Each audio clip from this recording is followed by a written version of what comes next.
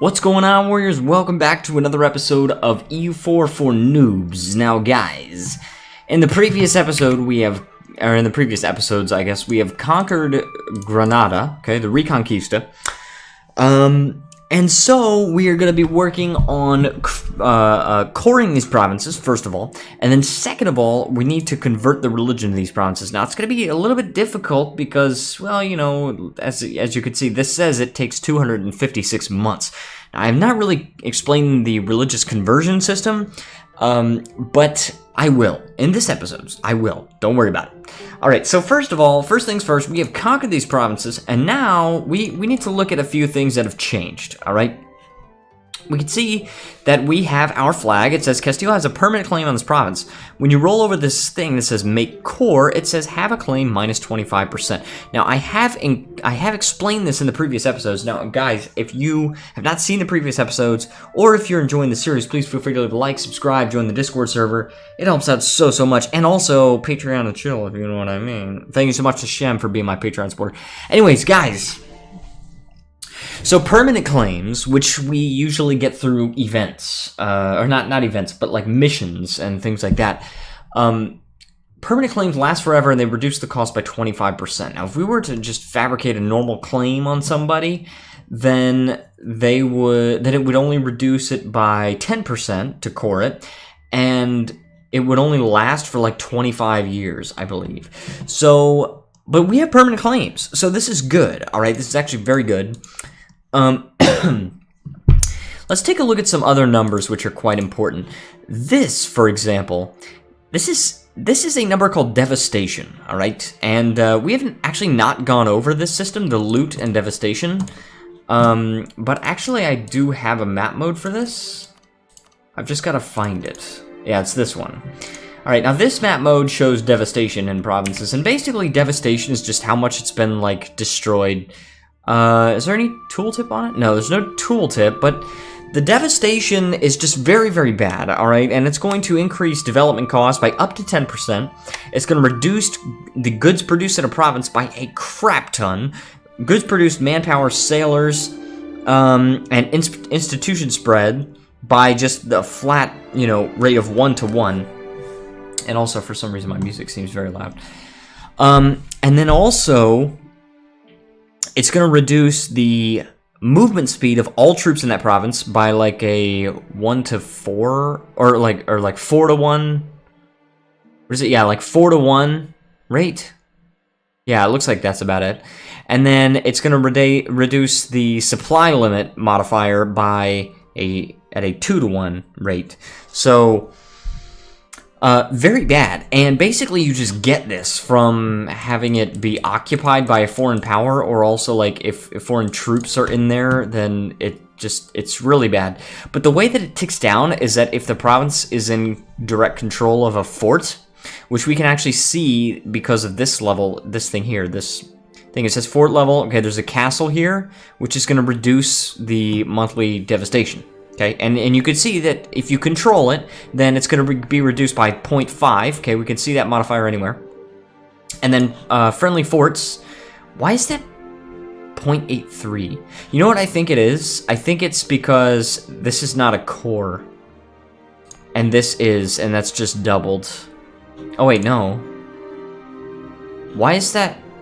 Oh, it's because it's dependent on how many actual friendly forts it's under the control of. Okay, so basically, guys,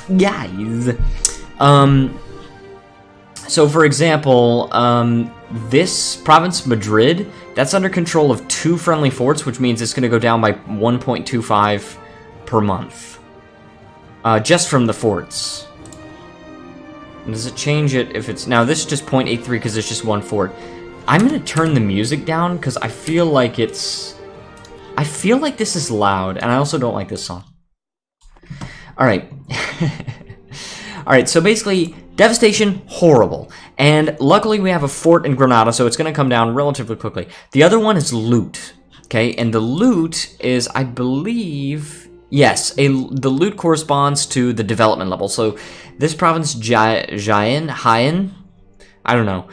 It's 9 development. Okay, and that means that there are 9 ducats of loot in this province. All right, now you can actually use your troops to loot an enemy's provinces. So if I went to war with Morocco and I went into Tangiers, then I could actually loot 7 ducats out of this province.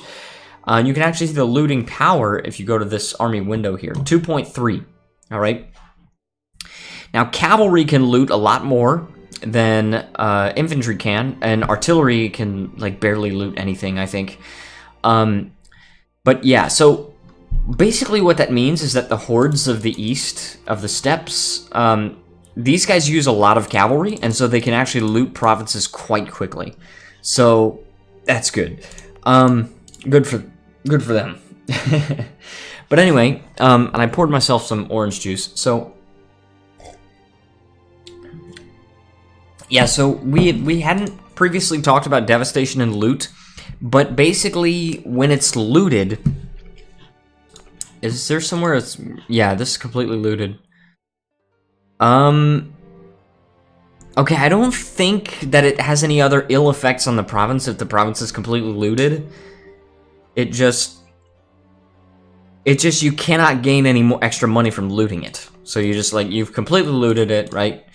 And there's no more money in there. So you have to kind of wait. And then once you wait for a certain amount, I think after a certain amount of time, it was last looted in January. Yeah, it takes 2 years. And then after 2 years, then it takes 10 months to fully recover. So watch out for that. Now, what does it mean to actually core a province? Well, in order, what it means by coring a province is you're kind of like setting up your government in that area. Instead of just claiming you own it, right? It's just a territory for some basic government offices or something like that. Now you're actually going to set up a full bureaucracy, your full administration there, and you do that by spending administrative power. All right, so we got 342 admin power, and we're going to spend this right here. The way we do that is we go to the Stability and Expansion tab, and then we go to Overextension. Now, Overextension is another variable, and guys, I know, again, it's a lot to take in. By the way, this is the second recording session that I'm doing, and I switched off that unique terrain picture thing because I feel like it would be much easier to understand, so yeah, wow, Constantinople, 35 development. That's a lot. So it'll be a little easier to understand when you can see like unified pictures for every kind of terrain. Yeah. So anyway, we're gonna go this. We can click on this, or we can go to the Stability and Expansion and click Manage Overextension. Overextension is going to increase your unrest. It's going to increase the power cost to raise stability. Do you see this overextension plus 13.5%? It's also going to reduce your trade power abroad. And it's also going to increase your cost for mercenaries, diplomatic reputation reduction, improved relations gets slower, and more yearly corruption. Now, yearly corruption is quite bad, all right? Yearly corruption means you have to actually spend money. You can actually see this in the Economy tab. We're actually spending a ducat a month just rooting out corruption. And even though we're trying to root out corruption, it's actually not reducing it at all. It's actually... well, we don't have any corruption right now, but it's just keeping it at bay, right? If we could reduce our overextension, then it would stop going up, and this would kind of like go down to compensate. Now, how else? Okay, we're also losing money even aside from that. We also got to mothball some forts, I think, because we took over this fort, and we're paying full price for this. But we do want the devastation to come down, so we're going to keep this. If you mothball the fort, again, I mentioned how if you mothball a fort, you pay half price for it, but you also don't get any benefits from it. So it's not going to be projecting a zone of control, and if an enemy comes in and there's no garrison, then they actually take the fort within 1 month, and then you have to like spend an entire siege trying to take it back. So we're going to leave this unmothballed, but we're going to mothball this one. And you can just uncheck this. The hotkey is H, so usually I press H. We're also going to mothball some armies or some navies here. All right, so I'm going to select these heavy ships. And by the way, what I just did is I clicked on this navy, okay, and I selected the heavy ships right here. You can also press Z, X, C, or V, okay, these bottom 4 keys, and they will select different types of ships. So if I select X, nothing happens because there are no light ships. C, same thing. If I press V, that's supposed to only select the transports, but I don't know why I did it.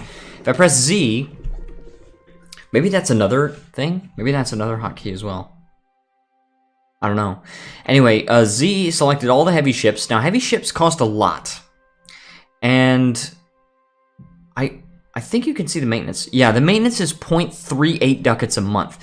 Now, if I actually mothball this is H, then all of these are going to go down to half maintenance, all right? So, if I mothball these, each one is going to go down to 0.19 per month. Boom. Mothball. It's not going to update until the next month, I think. But we're going to do that, and then we've also mothballed these 2 forts. Okay? So now we're actually gaining some money because we are mothballing that. Now see, it says Navy's 0.27, mothballed Navy 0.75. So we're still paying half price for that. You know, but if we were not mothballing that Navy, we would be losing some money. Okay? And also we are mothballing 2 of these forts. So we're gonna spend this power to make these into cores. Alright? And I know it takes us down, and we gotta advance in technology. But we are going to have to spend it, right? It's not really an option, okay? So we're going to unpause the game. Finally, 11 minutes into the video, I've decided to unpause the game. We can also see the unrest, all right? Oh, we have a lot of claims here. Lots of claims, and I think they're permanent claims as well. Yes, they are. Well, that's good, sort of. Okay, hopefully the Iberian wedding happens. Yeah, because we have a female heir. She's only 4 years old, but it'll happen. So we are coring this. As you can see, it's going down. We can actually select our heavies here, and you can see, oh, maintenance 0.38. Maybe that just tells you the maintenance at full price, perhaps. Are we being rid of those we cannot trust? What is this? The Moors turn to Morocco, or toleration is key to a nation's prosperity. Oh, free... Whoa, whoa, whoa, whoa. Free stability and... You lose tolerance of the true faith, but you gain tolerance of heretics and heathens. We need tolerance of heathens right now. Because these Sunnis right here that we just conquered, they are heathens. Okay? By embarking on a policy of toleration, we are promising not to try to convert the Moors of Granada. Should we backtrack on the promise, we can expect consequences. Okay, so, but we are going to try to convert them. So we're actually going to say, we got to get the Inquisitor, and it's going to give us more unrest, but yeah. Whoa, no, it converts those things for free. It converts them for free, and it just gives us some free, what's it called? It gives us an Inquisitor, which is extra missionary strength. Converts it for free, but it just gives us a little bit of extra unrest for 10 years. Catholicism gains 2% reform desire. The Moors turn to Morocco. That's fine. I mean, I'm alright with that, right?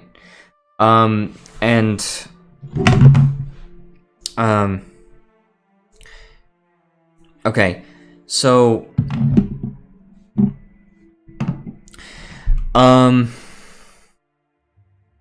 yeah, I think we're gonna do this, but this is how it usually works, guys. I want to show you how it works. Usually what happens is, see, you have missionaries here. These are part of your envoys, which I have talked about before, and, so what you could do is you could send these to your provinces to try and convert them to your religion, okay, your state religion, and in our case that's Catholic. So right now it says that it would take 256 months to convert these people. Well, part of that is because it's a territory, all right? So there's a difference between states and territories, all right? So I want to show you these states and territories map mode. Okay, so these are states and territories. Okay, we can view this for any country. Okay, and I think most of the countries that we see, it's going to be like all states right now, except for like Novgorod has some territories. Muscovy, Great Horde, maybe? No. Ottomans? Yeah. All right, now a territory is where your administration is not fully there, and you can't convert the religion in territories unless you have taken religious ideas, which, again, we're not at the stage where we're ready to talk about ideas yet, but, you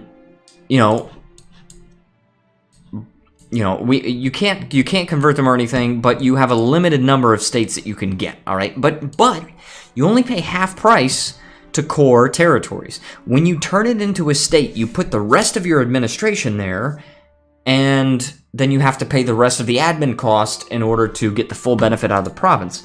By the full benefit of the province, what I mean is, see, right now, the autonomy of all these provinces is 75%.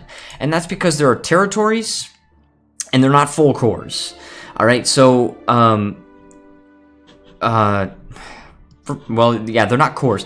When you turn it into a core right here, then you'll stop getting overextension from it, but it's considered a territorial core. And what that means is that the minimum autonomy is 75%. That's the minimum it can go. It cannot go any lower than that. But when you turn it into a state, then it gives you 50% autonomy immediately, and then it ticks down slowly over time if you don't have a claim on it. If you do have a claim on it, then the territory actually goes down to 40%, as far as I know, and then it ticks down from there. Down to 0, unless you have an estate there. If you have an estate that controls it, we haven't really gone too much in depth into estates, but we will. If an estate controls it, then the minimum autonomy is 25%. But otherwise, if no estate controls it, such as Extremadura, then the minimum autonomy is actually 0. Now, currently this is higher than 0, but it's going down, right? Okay, or for example, you can see, in our capital, in your capital, by the way, the autonomy is always 0. It's totally impossible to have an autonomy of higher than 0 in your capital. All right, so anyway, we are going to convert these guys for free. All right, and we get a free Inquisitor Advisor.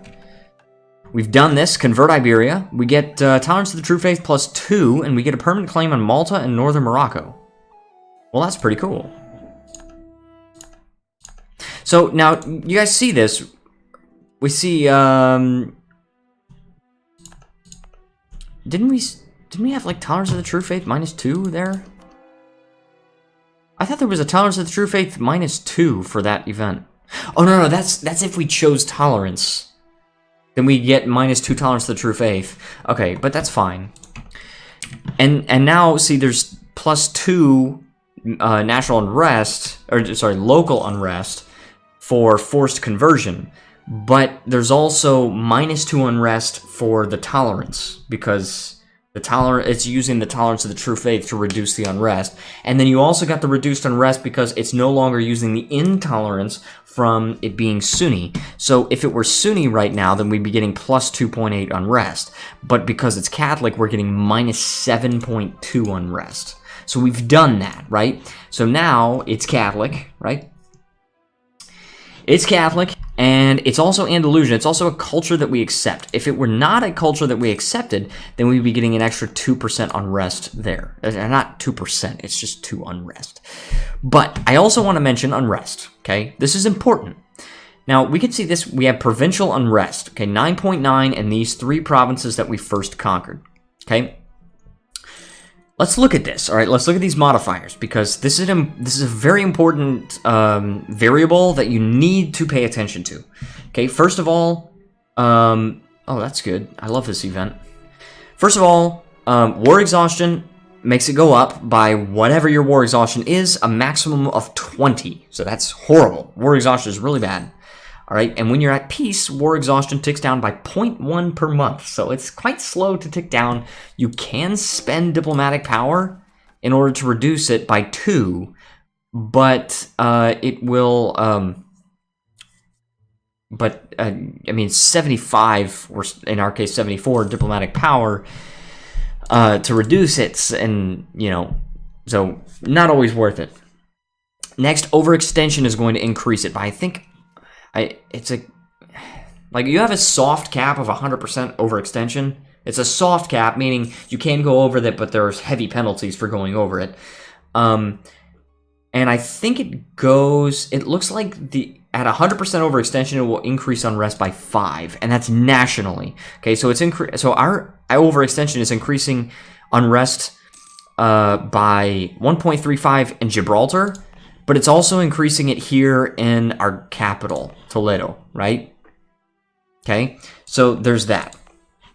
Next is, you can see positive stability. Okay, we have +2 stability, so that's going to reduce our unrest by 2. Now, negative unrest actually increases negative stability actually increases your unrest by 2 per negative stability. So, +1 stability will give you -1 unrest. -1 will give you +2 unrest. So there's that. Then there's the tolerance for it being whatever religion it is. So if it were Orthodox, then it would use our tolerance of heretics. If it were Sunni, then it would use our tolerance of heathens. And next is separatism. Okay, separatism is when you conquer a province that you did not previously have a core on. Oh, and there's also government reform, which we're about to talk about. If you conquer a province that you did not previously have a core on, then there will be separatism in it, which will be an unrest modifier starting at +15 unrest, and then it will go away by 0.5 every year for 30 years until it's totally gone. Now, this is a good event, the last jousting tournament. That's pretty good. You lose splendor and some admin power, but anyway. So the key is dealing with the unrest until the separatism ticks away. Because if it wasn't for separatism, as you can see, the separatism is the biggest modifier here, and it's increasing. So if this separatism was not there, then we would have no problem with unrest. All right? And also, you can see this little shield with a flag. That's Granadan separatists. It tells you what kind of rebels will appear if there's a rebellion in this province. Okay, and it also tells me that I can make states. We're going to actually see that. Also, it says I can switch to men-at-arms. I'm going to explain that in a future episode. There's a lot of stuff to explain here. You can see Granadan separatists, all right? So every month, there is a chance that this progress will tick up by 10%. Okay, there is a 16.3% chance, and I don't know exactly how it's determined, but it's determined, higher unrest means a higher percent chance. This actually looks, oh no, I don't know.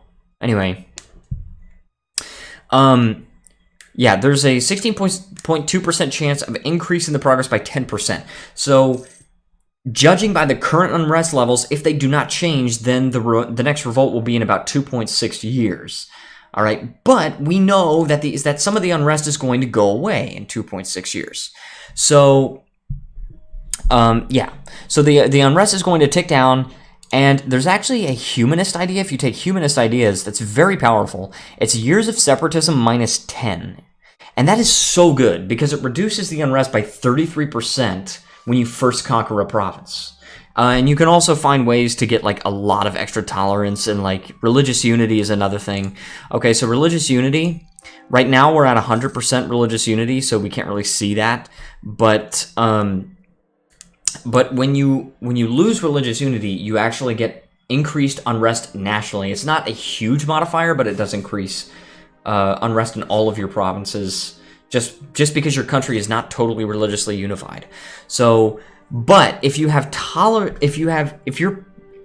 tolerance of a certain religion is positive, then having provinces of that religion actually does not decrease your religious unity. Okay, so that's important to keep in mind. Now, if these rebels spawn, if there is a rebellion, then there's actually going to be an army there that we will have to fight, and they're going to try and siege down provinces. And if they do try to siege down provinces, and if they succeed and you never fight them, or if they control your capital, which this kind of separatists will not try to control your capital, because they will only try to take provinces that their country has cores on, or of their culture. So they might go for these Andalusian provinces here. Oh, what do I do there? Oh, I don't want to lose a stability. Yeah, that's fine. Clerical dominance. That's fine. Okay, now see, it just ticked over to January, by the way, and you saw the unrest go down by 0.5. But anyway, if they control their provinces for, like, I don't know what the modifier is, it's like 5 years or something. If they control their provinces for long enough, then those provinces will actually start defecting to the other culture or the other country. And then Granada will be a country once again. And it will be based on those rebels. And I think, if I'm not mistaken, I think those rebels will actually become that country's new army. So I'm not exactly sure, but I think that's about how it works. There are other kinds of rebels that can appear. Like this one is like Socinian heretics, which is a unique kind of rebel for Catholics, different heretics. Can we see what they would do? Yeah, we can actually see what they do and handle them. So basically, if they enforce their demands, then we gain plus 20% autonomy in all those provinces, and we lose 50 prestige. So if they control our capital for long enough, for like a couple of years or something like that, then we lose 50 prestige, and it's just horrible for your country if they do that. If they win a siege, unless that province is controlled by a fort, then if they win a siege, then we'll get those modifiers right there: the unrest tax modifier, manpower modifier, and also autonomy change, which won't actually be enough to increase the autonomy, but it will slow down the decrease of autonomy if it's above 0 or if it's above its minimum. All right, so the next thing I want to talk about, because we're getting close to the end of this episode, is government reforms. All right, so we got a notification here. Oh, and by the way, first of all, let's just make this a state. So we can just click this, and we can also see that. So we have 7 states in one territory. It's Upper Andalusia. Okay? And we can see that we have a maximum of 15 states. So if we have 15 states already and we conquer more territory, we cannot gain the full benefit out of those provinces. We gain extra states through administrative technology. As you can see, at Admin Tech 8, it gives you 3 extra states. And also if you take administrative ideas, I believe. Let's see, administrative ideas. Yeah, you get an extra 5 there. And then, yeah. All right. So, we can actually click on this province, and we can, like, go to this view. And we can just click this, and it says Upper Andalusia is a territory. Click to make it a state. So we're going to click that. It will cost us 0.19 ducats in maintenance every month, and it's going to increase our income by 0.93 when the autonomy is reduced to lower levels. So we'll also increase our manpower and sales from that area. So it's basically telling us that it is profitable to make this territory into a state. Generally speaking, you don't want to make territories into states unless you control the whole thing, or unless you control most of it, enough of it for it to be profitable. In this case, we control every little bit of it, so we are going to make it into a state. We'll click that, boom. Now, immediately, the minimum autonomy is 50%. And why? Because even though it's a state, it's still only a territorial core. We've only paid half price for it, so we only get half the benefit. But we can go over here, and we can pay the rest of that price. Boom, boom, boom. Instantaneously, the autonomy is now down to what it's been ticking down to secretly. It's been secretly ticking down to this amount, and now it's at 35.1%. So as you can see, these provinces are now actually making us some money. Now, Granada still has a devastation rating of 24.9, so it's still reducing a lot of these values, right? Goods produced by 24%. That's horrible for the production, right? But because the autonomy is much lower, and we can actually lower this, by the way. If we lower this, then for 25 years, I think it's actually 30 years, you can decrease the autonomy by 25, and for 30 years, there'll be plus 10 local unrest, which is going to almost guarantee a rebellion. But if you can deal with it, then you can do that. Anyway, government reforms. So basically, this is how we flesh out our government. Over time, we're going to get progress toward another government reform, and we get to kind of flesh out what our government is like. Every country sort of has a unique version of what their government is and how they operate. And so in our case, we have feudal nobility. And then now, we can actually choose the tier 2, which is noble privileges. If we strengthen the privileges, then we get more manpower. If we curtail them, then we get more tax modifier and minus 10% nobility influence. Now, I actually think... and I also like this song. What is this song? Wow. Alba. I like this song. And we're gaining money, by the way. We've taken control of our economy. It's hard to say. I mean, money is important, but you could always get more money, right? It's pretty easy to get more money. You could just take loans, which I will explain in a future episode. It's running too long already. But manpower is a little more difficult to get because there are very few ways of getting manpower. You could kind of bully the nobility into giving you some. You can lose army professionalism and just gain a little bit. But other than that, it's very difficult to get manpower. So I think I'm going to strengthen the noble privileges. Boom. We did get a rebellion, by the way. So now we have these rebels. They're sieging. We should be able to win this because they're sieging a fort. They're in the mountains. And we have a general, right? They do have a general who's got 3 shock, but they've got a -2 because they're attacking the mountains. Remember, we're relieving a fort, so we actually are able to do this. We're gonna win this no problem, even though we roll 0s, which is horrible. But now rebel armies are, I think we discussed this before. Rebel armies are actually where mostly, if you defeat them once in battle, they just disband, and they're just not even an issue anymore. What, we lose? Bribe a natural scientist to leave. Court and never breathe a word. Lose 10 prestige. Papal authority?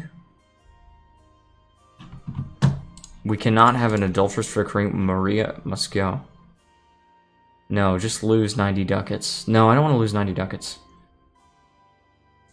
High treason, no less. Wait. Oh, it's him. It's this natural scientist.